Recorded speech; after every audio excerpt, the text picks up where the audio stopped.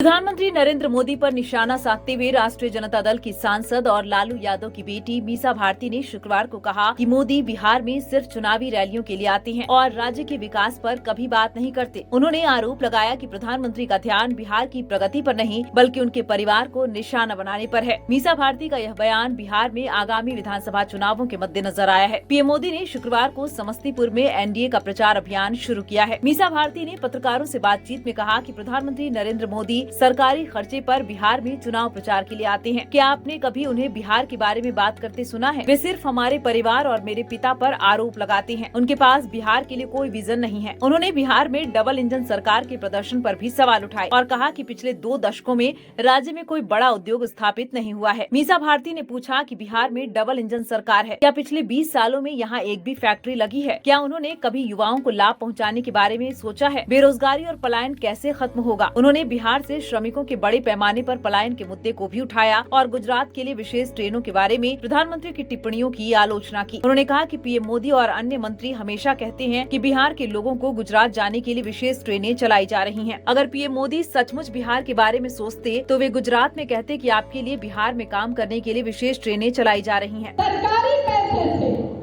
कितनी सभाएं इन्होंने चुनाव पूर्व की है?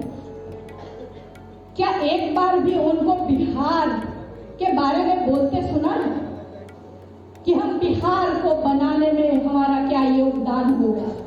कोई विजन नहीं है इनके पास। ये आते हैं, आज भी 15-15 हेलीकॉप्टर इनका उड़ रहा है और क्या भाषण देते हैं ये लोग सभा में जाके?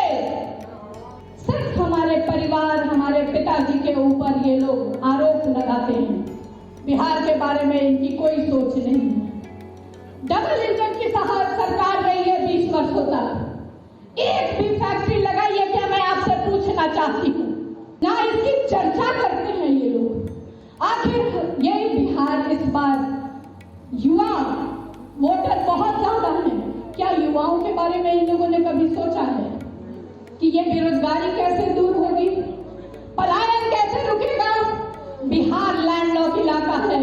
मैं जानती हूँ कि यहाँ कोई समुद्र नहीं है, यहाँ कुछ नहीं हो सकता है, लेकिन फैक्ट्री तो लग सकती है।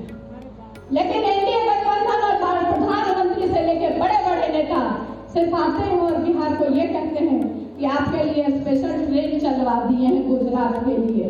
अरे प्रधानमंत्री जी, अगर आप बिहार के बारे में सोचते तो कहते गुजरात में जाकर ये भाषण देते गुजरातियों को कि ये गुजरातियों तुम्हारे लिए यहाँ से ट्रेन। दूसरी ओर बीजेपी के राष्ट्रीय महासचिव तरुण चुघ ने पलटवार करते हुए कहा कि आरजेडी नेता तेजस्वी यादव के परिवार के पिछले रिकॉर्ड को देखते हुए बिहार की जनता विधानसभा चुनाव में उन पर भरोसा नहीं करेगी। चुघ ने कहा कि उनके परिवार का भ्रष्टाचार, जंगल राज और नौकरियों के बदले जमीन हड़पने का इतिहास रहा है। बिहार ऐसे भ्रष्ट लोगों को अपना नेता कभी स्वीकार नहीं करेगा। तेजस्वी का भ्रष्टाचार मुक्त सरकार का वादा उनके परिवार के पिछले रिकॉर्ड को देखते हुए सरासर झूठ है। गुरुवार को तेजस्वी यादव को विधानसभा चुनावों के लिए मुख्यमंत्री पद का उम्मीदवार घोषित किया गया है। विकासशील इंसान पार्टी के प्रमुख मुकेश सहनी को उप मुख्यमंत्री पद का उम्मीदवार बनाया गया है। बिहार में विधानसभा चुनाव 2 चरणों में 6 और 11 नवंबर को होंगे और नतीजे 14 नवंबर को घोषित किए जाएंगे।